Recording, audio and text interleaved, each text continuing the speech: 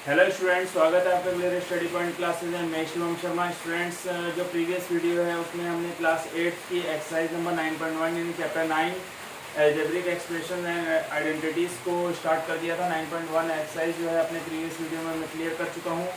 आज के इस वीडियो में हम एक्सरसाइज 9.2 स्टार्ट करेंगे। ठीक है, काफ़ी अच्छी एक्सरसाइज है। आपने अगर प्रीवियस वीडियो नहीं देखा है तो उस वीडियो का जो लिंक है डिस्क्रिप्शन में मिल जाएगा, और आप आई बटन पे भी क्लिक करेंगे तो उस पर भी आपको उस वीडियो का लिंक मिल जाएगा, तो आप उसमें जाके वीडियो को देख सकते हैं। जिन बच्चों ने 9.1 एक्सरसाइज नहीं देखी है, आई बटन पे क्लिक करें, वहाँ पर भी उनको वीडियो मिल जाएगा। तो आइए 9.2 एक्सरसाइज स्टार्ट कर लेते हैं। चैनल पर नहीं हो तो चैनल को सब्सक्राइब जरूर कर ले और बेल आइकन को प्रेस कर ले, ताकि इसी तरीके के बढ़िया वीडियो आपको मिलते रहें। देखो, पहले ही मैंने आपको बताया, हम बिल्कुल ईजी वे में बिल्कुल सिंपल कॉन्सेप्ट के साथ इन क्वेश्चनों को सोल्व करेंगे। ठीक है, कोई भी आपको प्रॉब्लम नहीं आएगी। आगे देखेंगे आप एक्सरसाइज 9.2 फर्स्ट क्वेश्चन की तरफ हम चलते हैं।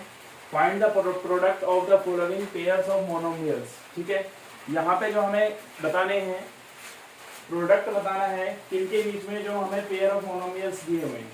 अब आप सोचेंगे सर ये मोनोमियल्स क्या हुए? मोनोमियल्स हमारे वो एक्सप्रेशंस होते हैं जिनमें हमारा सिर्फ एक टर्म्स दिया होता है, यानी जिसमें सिर्फ हमारा वन टर्म्स होता है, वही हमारे क्या होंगे? मोनोमियल्स होंगे। ठीक है, लाइक आप जैसे देखेंगे simple 4x, again 4y, again 7, normal number भी आ सकता है, कोई दिक्कत नहीं है। और आप कुछ भी ले सकते हैं, 3a, 3p, यानी इससे आप क्या समझ रहे हैं कि जिसमें कोई टर्म्स ब्रेक नहीं होगा, ये टूटेगा नहीं। यानी जैसे अगर मैं यहाँ पे आपको लिख दूं कि 4p + 3q + c, तो ये हमारा मोनोमियल्स नहीं है। क्यों? क्योंकि इसमें देखो अलग अलग टर्म्स आ रहे हैं, एक टर्म्स नहीं है, टर्म्स क्या हो गए? ऐड होते चले जा रहे हैं।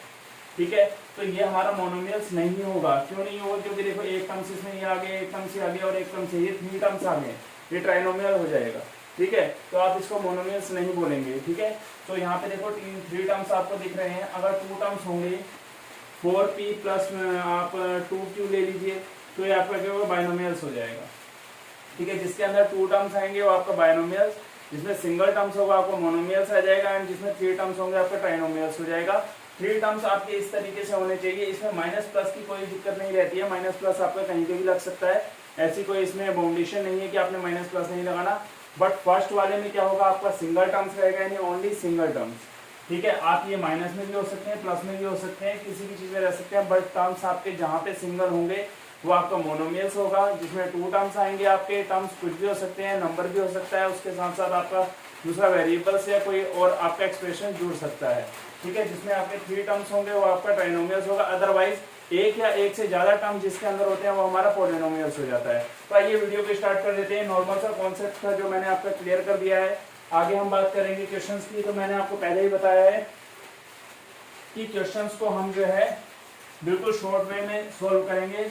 क्वेश्चन को लॉन्ग वे में हम सोल्व नहीं करेंगे। बिल्कुल सिंपल मेथड से आपने यूज करना है। यही मेथड आप अपने स्कूल में भी यूज कर सकते हैं, चाहे आप गवर्नमेंट स्कूल में पढ़ते हो चाहे प्राइवेट स्कूल में पढ़ते हैं, जहाँ पे भी आप पढ़ते हैं उस जगह पे आप ये नॉर्मल मेथड यूज कर सकते हैं। तो देखो, मैं इनके आंसर बिल्कुल सिंपल वे में, देखो पहले मैं एक चीज आपको बताता हूँ, फाइंड द प्रोडक्ट। कई बच्चे इस चीज को सुन के कंफ्यूज हो जाते हैं कि प्रोडक्ट का मीन्स क्या होगा। तो प्रोडक्ट का मीन्स आप अपनी नोटबुक में भी नोट कर लेना। प्रोडक्ट का मीन्स होता है मल्टीप्लिकेशन, यानी मल्टीप्लाई आप करेंगे किन्हीं भी 2 डिजिट के बीच में। जो आपको डिजिट्स वहाँ गिवन कर रखे हैं, चाहे वो न्यूमेरिकल हो, चाहे अल्फाबेटिकल हो, या चाहे कैसी वेरिएबल्स फॉर्म में दिए हो, आपको उनको क्या करना है? प्रोडक्ट मतलब आप उनको मल्टीप्लिकेशन करेंगे। प्रोडक्ट का मीन्स होता है मल्टीप्लाई। इस चीज का आप ध्यान रखेंगे। ठीक है, तो अब हम स्टार्ट कर लेते हैं इस वीडियो को। देखो, सामने सामने में सीधे आंसर लिखते चले जाऊंगा। आप इसको मुश्किल से 2 से 3 मिनट भी नहीं लगेंगे हमें इन सब क्वेश्चनों को सोल्व करने में। ठीक है, आप डायरेक्ट क्या करेंगे? क्वेश्चन उतारेंगे, नीचे सॉल्यूशन लिखेंगे, सीधे आंसर लिख। अब देखिए यहाँ पे मैंने आपको बता दिया प्रोडक्ट का मीन्स आपका क्या है? मल्टीप्लाई। तो 4,7p, 4,7p, कॉमा की जगह आप क्या लगाएंगे? मल्टीप्लाई, एंड यहाँ लिखेंगे 7p। ठीक है, तो आपको यहाँ पे ये क्या लग रहा है? आप अल्फाबेटिकल नंबर यानी p दिख रहा है। p की आप नंबर से मल्टीप्लाई नहीं कर सकते। कैसे करेंगे? 7 4 जा 28, और p को बिल्कुल एज इट इज आप वैसे ही उतार देंगे। पहले वाले का आंसर आपका ये आ जाएगा। आगे देखेंगे नेक्स्ट वाला। यहाँ पे देखो, आपको एक डिजिट दिया नेगेटिव और दूसरी वाली दी है पॉजिटिव।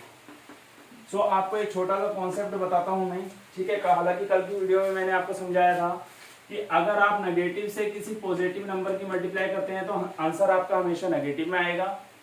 पॉजिटिव से अगर नेगेटिव की मल्टीप्लाई करेंगे तो भी आंसर आपका नेगेटिव में आएगा, चाहे नंबर बड़ा छोटा इसमें नहीं देखा जाता।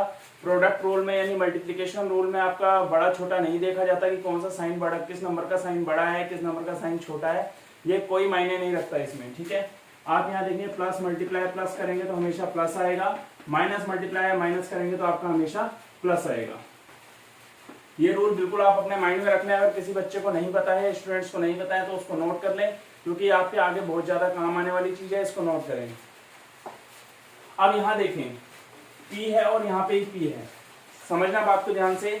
जब ये आपका बिल्कुल लाइक टर्म्स है, क्योंकि दोनों टर्म्स आपके क्या बिल्कुल एक जैसे हैं, बट कंडीशन क्या अप्लाई हो रही है, एक पॉजिटिव है एक क्या है नेगेटिव है। सो P की जब आप P से मल्टीप्लाई करेंगे, देखो आप मेरे को मैं यहाँ समझाता हूँ नॉर्मली, जब आप 2 इंटू 2 करते हैं तो आपका नंबर कितना हो जाता है 4, यानी एग्जाम्पल 4 2 का स्क्वायर, समझ गए ना, 2 का स्क्वायर आपका क्या आता है 4 आता है, तो 2 इंटू 2 यानी क्या है 4, और 4 को आप देख सकते हैं 2 की पावर 2। सो यहाँ पे देखो P इंटू P में 4 तो नहीं लिख सकता, पर क्या लिख सकता हूँ P की पावर 2 यानी P स्क्वायर लिख सकता हूँ।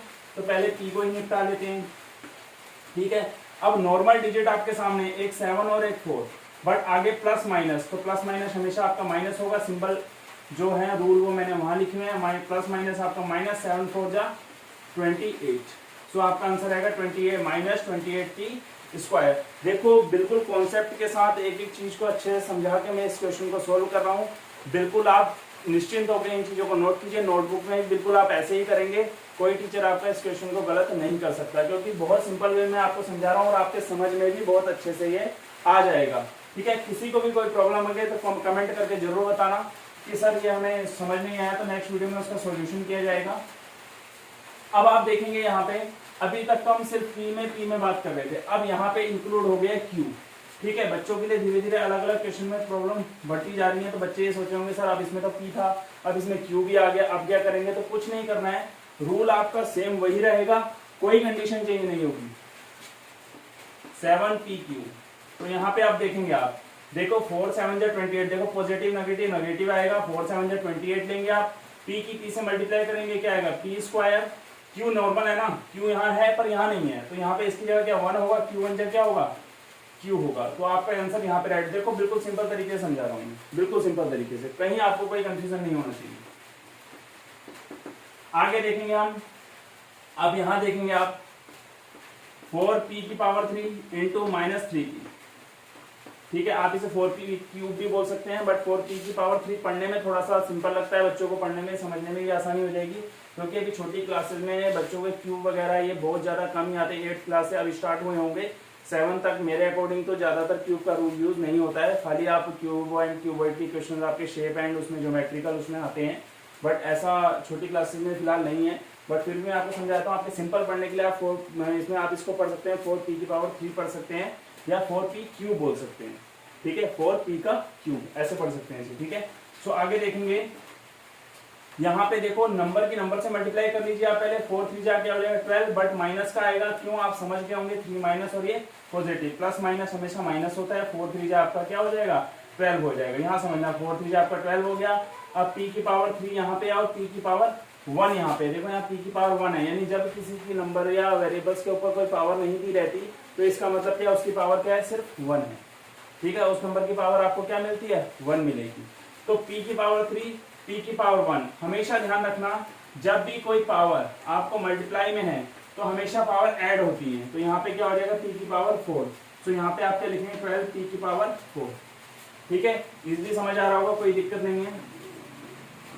नेक्स्ट बिल्कुल सिंपल क्वेश्चन, बच्चों के कंफ्यूज करने वाला क्वेश्चन, क्योंकि देखो यहाँ पे लिखा है 4P मल्टीप्लाई बाय 0। तो चाहे आप छोटे बच्चे हैं चाहे बड़े बच्चे हैं, इस रूल को छोटी क्लासेस में ही क्लियर कर दिया जाता है कि कभी भी आप अगर 0 की मल्टीप्लाई किसी भी नंबर से, किसी भी डिजिट से, किसी भी अल्फाबेट से या किसी चीज से भी करते हैं, तो आंसर आपका हमेशा 0 ही आएगा। ठीक है, 0 से किसी भी नंबर की आप मल्टीप्लाई लगाएं तो आपका आंसर क्या आएगा 0। तो इसलिए माइंड में इस कॉन्सेप्ट को ध्यान रख लेना। हाँ, प्लस माइनस में ऐसा नहीं होता है, प्लस माइनस में तो आप जिस नंबर के साथ प्लस करेंगे तो वही नंबर आ जाएगा, बट मल्टीप्लाई में आपका ये रूल काम करता है कि 0 से जिस भी नंबर की आप मल्टीप्लाई करेंगे वो डायरेक्ट 0 हो जाएगा। तो ये पूरा एक्सप्रेशन हमारा क्या हो जाएगा 0 हो जाएगा।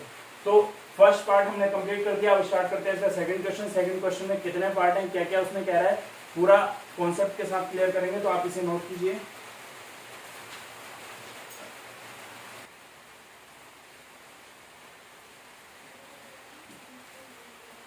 सो आइए देखते हैं question number second. First question आपको इजीली समझ में आ गया होगा, कोई इसमें प्रॉब्लम नहीं है, इजी वे में आपको कॉन्सेप्ट क्लियर कर दिया है। अब सेकंड क्वेश्चन को आप देख लेंगे काफी अच्छे तरीके से। यहाँ पे क्या लिखा है, find the areas of rectangles with the following pairs of monomials as their length and breadth respectively. यानी आपको यहाँ पे क्या करना है, जो आपको पेयर ऑफ मोनोमियल्स दिए हैं उसके थ्रू आपको क्या करना है, एरियाज ऑफ रेक्टेंगल्स को फाइंड करना है। जितने भी एरियाज आपको दिए होंगे, यहाँ पे रेक्टेंगल्स, कुछ रेक्टेंगल्स की लेंथ आपको यहाँ दी हुई है और ब्रेथ भी दी हुई है, तो उससे के थ्रू आपने क्या करना है, एरियाज ऑफ रेक्टेंगल्स को आपने फाइंड करना है। तो यहाँ पे साफ साफ लिखा है देयर, यानी उनके लेंथ एंड ब्रेथ आपको क्या है सामने गिवन किए हुए हैं। ये जो मैंने लिखे हैं बीच में कॉमास कॉमास का यूज किया है, तो ये फर्स्ट सेकंड थर्ड ऐसे करके आप मान लीजिए कि ट्रायंगल्स हमें दिए, सॉरी रेक्टेंगल्स हमें दिए हुए हैं, तो एरिया ऑफ रेक्टेंगल्स हमें यहाँ फाइंड करना है। ठीक है, एक मिनट में देख लूँ वीडियो में कोई ब्लर तो नहीं हो रहा है, तो देख लेते हैं। हाँ ठीक है, तो यहाँ पे आप चलते जाएंगे, देखते हैं।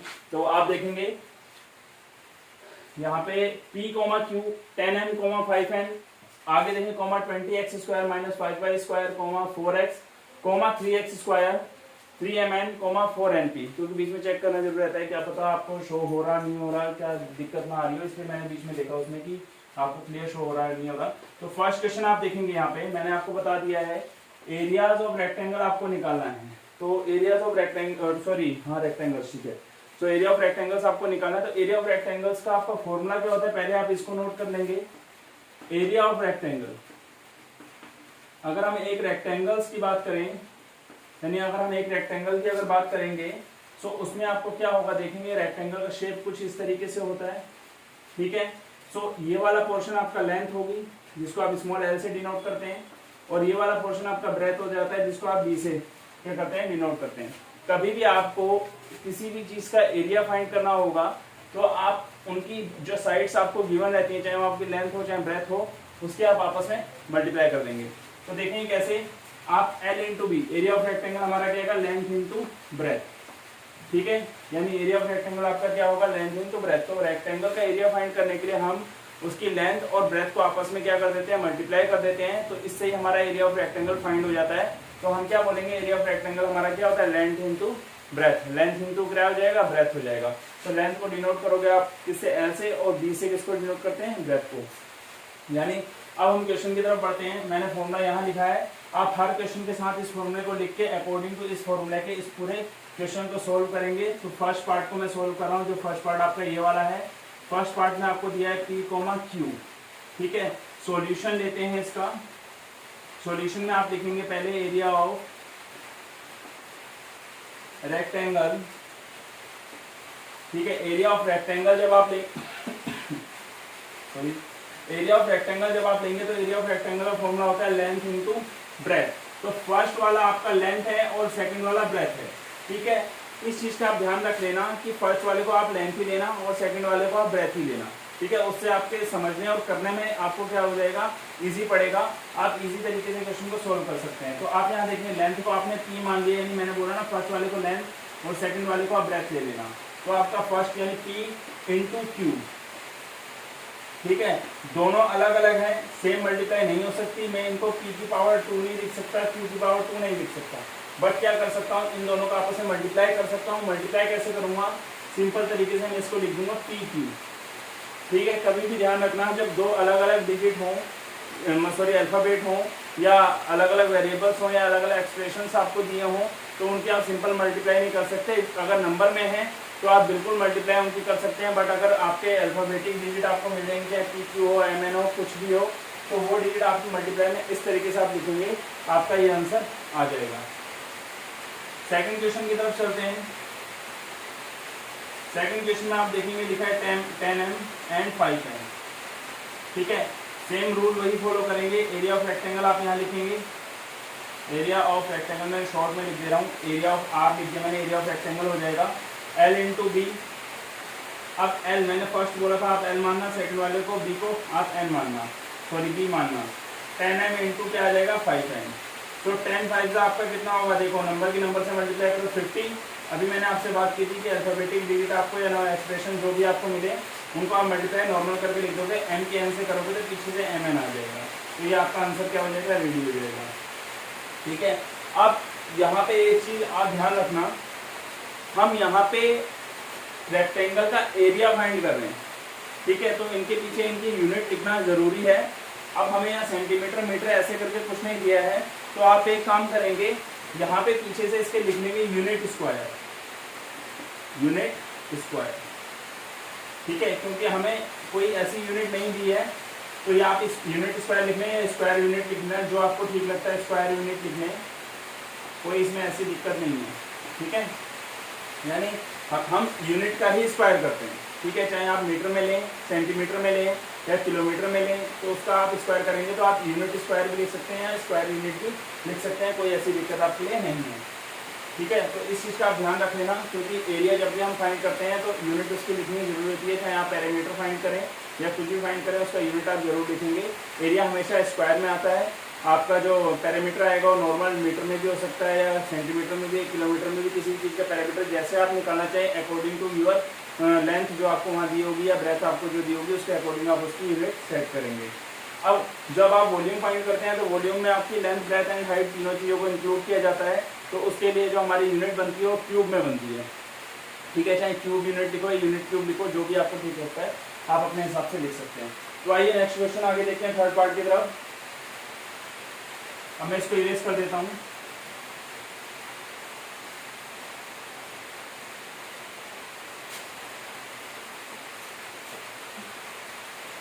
यहाँ पे देखेंगे थर्ड पार्ट में आपका है 20x square, 5y square. Solution आप देखेंगे, एरिया ऑफ रेक्टेंगल, शॉर्ट में लिख दिया मैंने एरिया को, आप लिख सकते हैं एरिया की स्पेलिंग यहाँ पे भी लिखी है, हालांकि प्रीवियस क्वेश्चन में ही मैंने एरिया की स्पेलिंग लिखी है। सो लेंथ इनटू ब्रेथ रहेगा, सो लेंथ आपकी कितनी है 20x स्क्वायर एंड ब्रेथ आपकी है 5y स्क्वायर। देखो ये चीज़ मैं काफ़ी बार आपको क्लियर कर चुका हूँ, जो अलग अलग आपको वेरिएबल्स या अल्फाबेटिक नंबर या कुछ भी आपको मिल रहा है, ठीक है, उनको आप कैसे लिखेंगे, आप यहाँ देखें एक्स स्क्वायर और वाई स्क्वायर, तो एक्स स्क्वायर वाई स्क्वायर तो आपका अलग आ जाएगा। ठीक है, अब यहाँ पे देखोगे 20 और 5 क्या है, इनके कोफिशिएंट हैं। ठीक है, किसके, वाई स्क्वायर का कोफिशिएंट कौन है 5 एंड एक्स स्क्वायर का कोफिशिएंट कौन है 20। ठीक है, अब आप यहाँ देखेंगे, अब 20 भी आपका नंबर है और 5 भी आपका एक क्या है, न्यूमेरिकल डिजिट है, नंबर वाली डिजिट है, तो 20 क्या 5 से इजी मल्टीप्लाई कर सकते हैं। ठीक है, 20 इंटू 5 आपका 100 हो जाएगा, तो आपका यहाँ पे जो आंसर आएगा क्या आएगा, 100x स्क्वायर वाई आ जाएगा। ठीक है, बिल्कुल सिंपल तरीके से आगे यूनिट जो मैंने आपको समझाई, आप यूनिट वैसे मेंशन कर सकते हैं। ठीक है, थर्ड देखेंगे आप, फोर्थ पार्ट में क्या है 4x, 3x स्क्वायर। तो आइए सॉल्यूशन की तरफ चलते हैं। बार बार अब मैं लिख नहीं रहा हूँ, शॉर्ट में लिख लेता हूँ, L इंटू बी, बार बार एक ही चीज़ को लिखेंगे, टाइम ज़्यादा लगता है, वीडियो भी काफ़ी लंबा हो जाएगा। तो आप यहाँ देखिए लेंथ आपकी कितनी है 4x इंटू ब्रेथ आपकी 3x स्क्वायर हो जाएगी, 4 3 आपका क्या हुआ 12, x power 2 x power 1 all over power add हो जाएगी, क्या आ जाएगा 12x क्यूब। यूनिट आप किसी से मेंशन कर लेंगे। लास्ट पार्ट है इसका क्या है वो भी देख लेते हैं। आपका फिफ्थ के पार्ट जो है इसका 3mn, 4n। ठीक है, तो इस क्वेश्चन को सोल्व करेंगे। यहाँ पे देखो ये दोनों डिजिट सेम नहीं है, बट n सेम है, पीछे से क्या आ गया p आ गया। अब इसको सोल्व कैसे करोगे, देखो फॉर्मूला आपका लेंथ इंटू ब्रेथ वाला ही चलेगा, कोई दिक्कत नहीं है। आप आगे से लिखना area of rectangle, length into breadth आप लिख लेंगे। आगे देखेंगे लेंथ हमारी कितनी है 3mn इंटू आपका क्या है 4mp। ठीक है, आपको पता ही है नंबर वाले डिजिट का आप नॉर्मल मल्टीप्लाई कीजिए, 4 3 कितना हो जाएगा आपका 12, m की मल्टीप्लाई इस पूरे से करेंगे तो m ही आएगा, क्यों, क्योंकि इस नंबर की मल्टीप्लाई नहीं होगी।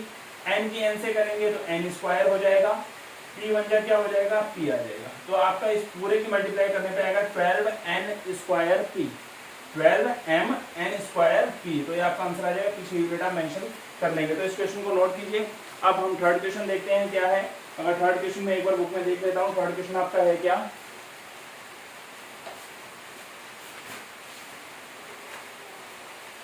थर्ड क्वेश्चन जो आपका एनसीईआरटी बुक में है, कंप्लीट द टेबल प्रोडक्ट्स। तो टेबल तो इसमें बनाना काफी बड़ा हो जाएगा। चलो इस क्वेश्चन को मैं अभी इस वीडियो में रोक देता हूँ, नेक्स्ट वीडियो में पहले इसी क्वेश्चन को निपटाएंगे क्योंकि वीडियो काफी लंबा हो जाएगा इसको समझाने में। तो आपको मैं fourth and fifth question complete करवाता हूँ जिससे आपकी एक्सरसाइज पूरी कंप्लीट हो जाएगी।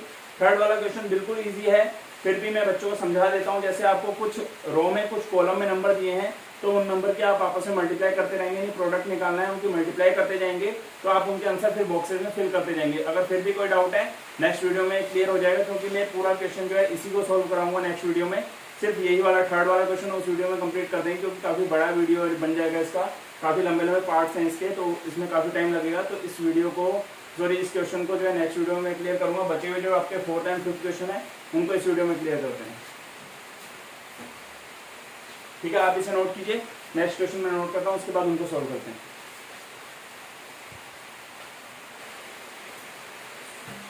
तो अब आप देखेंगे कि question number fourth and fifth, इससे पहले फर्स्ट एंड सेकंड पार्ट हम कंप्लीट कर चुके हैं। थर्ड क्वेश्चन मैंने आपको रुकवा दिया क्योंकि उसमें टेबल है, काफ़ी बड़ा टेबल है वो, तो उसमें कैलकुलेशन करने में और उसे भरने में पूरा बोर्ड कवर करना पड़ेगा मुझे। ठीक है, तो उसके लिए मैं स्पेशल एक अलग वीडियो बना दूंगा जिसमें सिर्फ उसी क्वेश्चन को सॉल्व करेंगे। तो अब आ जाते हैं हम फोर्थ क्वेश्चन की तरफ। अब इसमें क्या था, देखो अभी तक हमने नॉर्मल मल्टीप्लाई यानी प्रोडक्ट निकाले मोनोमियल्स पेयर्स के, उसके बाद हम आए हैं अब एरियाज हमने निकाला रेक्टेंगल का। अगेन अब हम आ गए हैं वॉल्यूम पे। अब हमने क्या निकालना है, वॉल्यूम ऑफ रेक्टेंगल्स निकालना है जो रेक्टेंगल बॉक्सेस हमें दिए हैं। यहाँ पे लेंथ ब्रेथ एंड लिखा था, मैंने क्वेश्चन को शॉर्ट में लिख दिया कि हमें लेंथ गिवन है, ब्रेथ गिवन है एंड हाइट गिवन है। मैंने अभी आपको थोड़ी देर पहले ये चीज़ एक्सप्लेन की थी कि एरिया में हमारी लेंथ इंटू ब्रेथ रहती है, वॉल्यूम में हमारी लेंथ ब्रेथ के साथ साथ हमारी हाइट भी इंक्लूड हो जाती है। तो अगर हम वॉल्यूम ऑफ रेक्टेंगल अगर लेके चलेंगे तो वॉल्यूम ऑफ रेक्टेंगल के जो हमारा फॉर्मूला रहेगा, यहाँ साइड में लिख देता हूँ फिर मैं उसे मिटा दूंगा, या यहाँ पे कहीं यहीं पे लिख देता हूँ। तो वॉल्यूम ऑफ रेक्टेंगल की अगर आप फाइंड करेंगे तो आपकी रहेगी लेंथ यानी एल, ब्रेथ यानी बी, एच यानी height, L into B into H हो जाएगा। शॉर्ट में आप इसे एल बी एच भी लिख सकते हैं। ठीक है, क्योंकि मल्टीप्लाई करने के बाद एल बी एच ही आएगा क्योंकि सबकी मल्टीप्लाई आपने करनी है। तो अभी मैंने इसको यहाँ लिख दिया है और मैंने सब पार्ट्स यहाँ एक ही बारी में सब पार्ट बता दिए हैं, जितने ही पार्ट्स हैं उन सब पार्ट्स को मैं एक साथ ही सोल्व कर दूंगा यहाँ पे। ठीक है, तो ज़्यादा बड़ा इसे मेरा आपको पता ही है, मैं बिल्कुल इजी वे में शॉर्ट मेथड से इन क्वेश्चन को सोल्व करता हूँ, बिल्कुल सिंपल तरीके से। और कोई भी स्कूल में ऐसी कोई आपको दिक्कत नहीं पड़ेगी, आप स्कूल की नोटबुक में भी इसे कर सकते हैं, स्कूल की नोटबुक में भी आपको कोई टीचर इसे कट नहीं करेगा। ठीक है, तो आप यहाँ देखेंगे फर्स्ट पार्ट का आप सॉल्यूशन देखेंगे, वॉल्यूम ऑफ रेक्टेंगल आपने निकालना है। मैं जिस पार्ट का सॉल्यूशन कर रहा हूँ उसी के डायरेक्ट नीचे लिखूंगा। वॉल्यूम ऑफ रेक्टेंगल आपने अगर फाइंड करना है, ठीक है, तो आप क्या यूज करेंगे, L into B into H. यहाँ मैंने शॉर्ट में लिख दिया L into B into H, formula आपके सामने वहाँ लिखा हुआ है। तो अब आप यहाँ देखिए एल की जगह आपका कितना है 5 है। मैंने आपसे पहले कहा था सीरियल लेके चलेंगे, फर्स्ट वाले को एल मान लेना, सेकंड वाले को बी मान लेना एंड थर्ड वाले को एच। ऐसा नहीं है कि आप सोचोगे सर कह रहे हैं कि पहले वाले को एल मान लें, सेकंड वाले को क्यों ना माने। आप मान कुछ भी सकते हैं क्योंकि अभी आपको यहाँ पर्टिकुलरली गिवन नहीं करा है कि आपकी लेंथ यही है या ब्रेथ यही है, बट मैं एक सीरियल के अकॉर्डिंग आपसे कह रहा हूँ कि आप इसको लेंथ मान लेना, उसको ब्रेथ मान लेना, उसको ये मान लेना, हाइट मान लेना। ठीक है, बट आप चाहें तो इसको भी लेंथ मान सकते हैं, इसको भी किसी को भी ले सकते हैं। ठीक है, इस चीज़ को माइंड में मत रखना। Into 3a square into 7a power 4। देखो कॉन्सेप्ट वही रहेगा, करने का तरीका सब कुछ वही रहेगा, बस समझना आपने कैसे समझना है। देखो यहाँ पे 5 है, 5 3 जा 15 यानी नंबर की पहले आप मल्टीप्लाई करो और 15 7 जा 105। सिंपल सी बात है, नंबर वाले डिजिट 5 3 जा 15, 15 7 जा आपका कितना होता है 105। आपने यहाँ लिख दिया। अब आप आ जाएंगे, देखो a की पावर 4, a की पावर 2 एंड a की पावर 1। मैंने आपसे कहा जब कोई पावर गिवन नहीं है तो समझ लें उसकी पावर कितनी है 1 है। ठीक है, अगर वो आपको डिजिट 1 लिखी हुई दिख रही है तो समझ लेना उसकी पावर 1 है, नहीं तो उसकी जगह पावर 0 होगी तो वो नंबर 1 में कन्वर्ट हो जाएगा, चाहे वो अल्फाबेट में हो चाहे किसी में भी हो। अब आप यहाँ देखेंगे a की पावर 1 यहाँ पे है, 2 यहाँ पे है।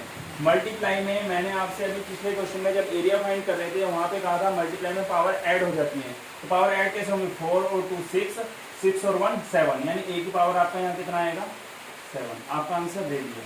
नेक्स्ट क्वेश्चन की तरफ चलते हैं। ठीक है, 2p सॉल्यूशन करूंगा direct, L into B into बार बार वॉल्यूम वाला फॉर्मूला नहीं लिख रहा हूँ मैं। अब यहाँ पे देखेंगे 2p multiply by 4q multiply by 8r। ठीक है, तो देखो यहाँ पे 2 4 जा 8, 8 8 जा 64, तो 64 p multiply by q and multiply by r, p q r। Answer आपका रेडी है।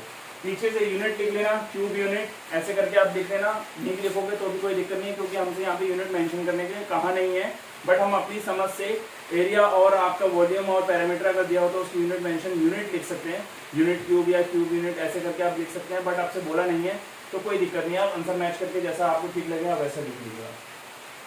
थर्ड पार्ट की तरफ हम आ जाते हैं। थर्ड पार्ट हमारा यहाँ पे, अब मैं थोड़ा इस फॉर्मूले को इरेज कर लेता हूँ। ठीक है, आप नोट कर लीजिएगा इस फॉर्मूले को। यहाँ पे देखेंगे आपका ये क्वेश्चन है थर्ड पार्ट वाला, सॉल्यूशन करते हैं इसका बिल्कुल सिंपल तरीके से।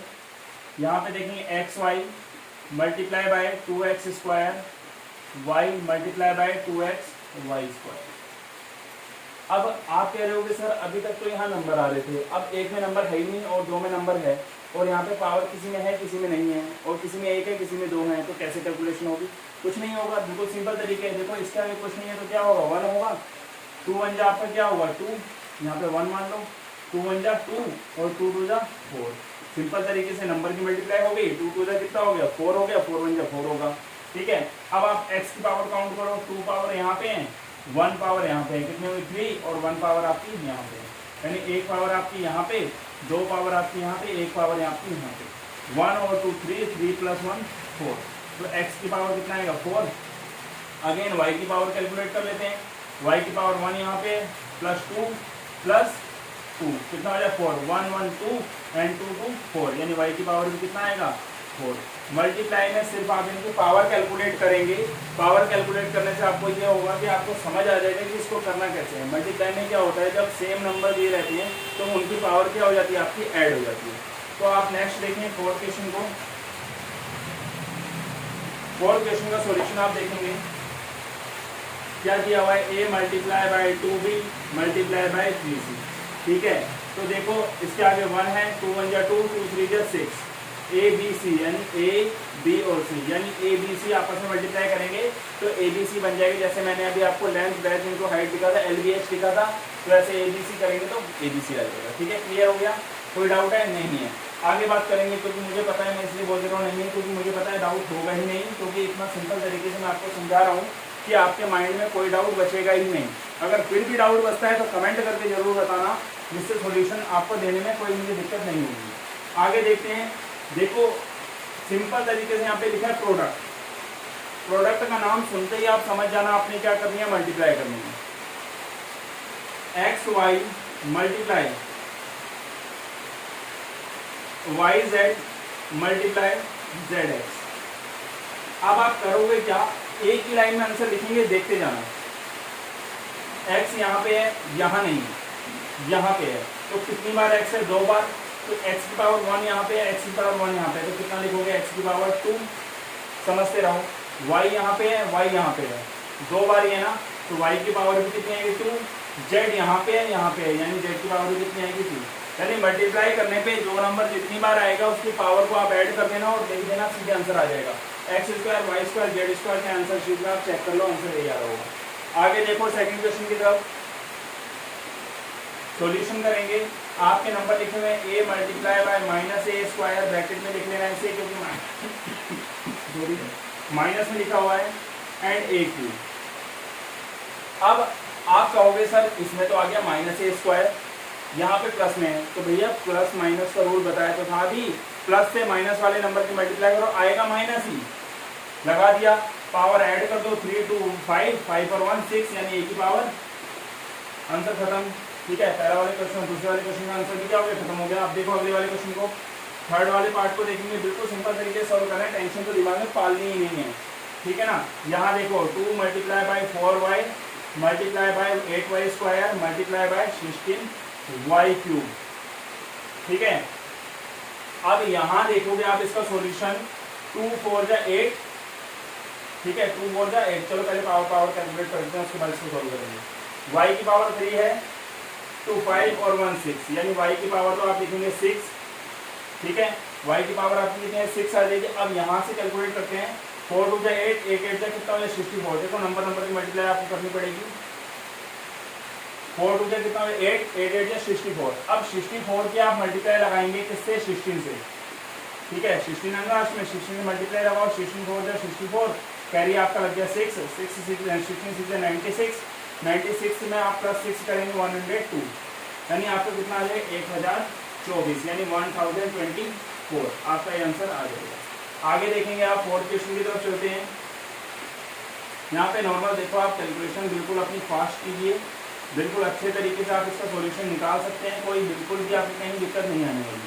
तो देखो यहाँ पे आपको ए भी एक बार दिख रहा है और एक बार ए यहाँ है, ठीक है, 2 बार हो गया। 2 बार आपको सी दिख रहा है, 2 बार आपको क्या दिख रहा है बी, यानी 2 टाइम्स हर वेरिएबल्स या आप कह सकते हैं कि अल्फाबेटिक नंबर आपको एक्सप्रेशन जो है 2 बार आपको मिल रहे हैं। तो आप यहाँ पे क्या करेंगे, जितनी बार आपको मिल रहे हैं उतनी आप उनकी पावर लिखते रहो। मल्टीप्लाई में रूल ये होता है, मैंने कहा था ना कि जितनी बार जैसी जैसी पावर दी है पावर ऐड होती जाएंगी। 2 बार है तो सी की पावर 2, बी भी 2 बार है तो बी की पावर 2, ए 2 बार है तो ए की पावर 2। अब देखो यहाँ पे 2 3 6, 6 6 36, आंसर रेडी है।